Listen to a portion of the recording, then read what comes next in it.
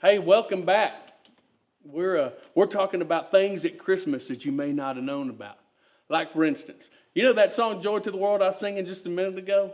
Did you know that wasn't even written about Christmas time?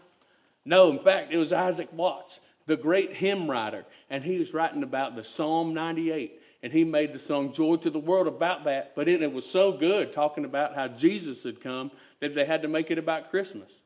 You know, another song was Jingle Bells. You know, Jingle Bells also wasn't written about Christmas, but about American Thanksgiving. And then people were like, man, this song's so good, we need it for Christmas. So they switched some of the words around, and now we've got it at Christmas time. Now you might be thinking Christmas time, December 25th, the day Jesus was born. Well, you don't know that, do you? You just take people's words for it.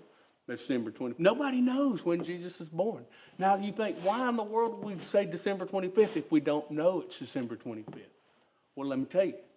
Did you know that in the early church, we can tell from people like Irenaeus and Tertullian that they didn't celebrate anybody's birth giving.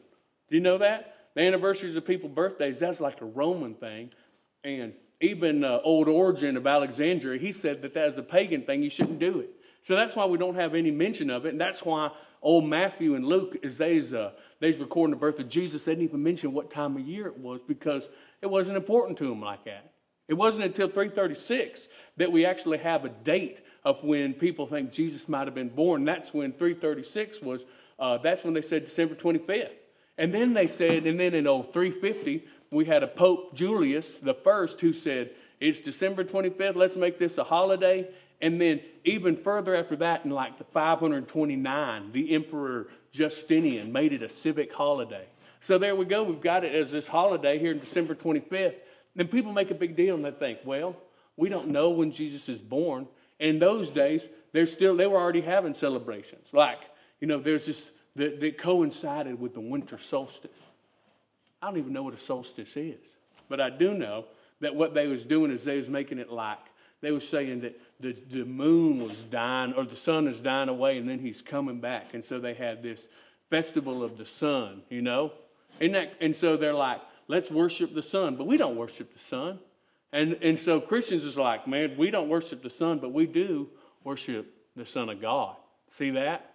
And so they're like, we're already having this festival. Let's make a good reason to be worshiping, to having this festival, because we can worship the Son of God instead of some, big ball of flaming gas, which nobody should worship at any time, So that's all what you got to remember is that regardless of why we worship on December 25th and celebrate Jesus, it don't matter why we're doing it then. We just need to remember that we're worshiping Jesus, that it's about Jesus coming to earth to save us.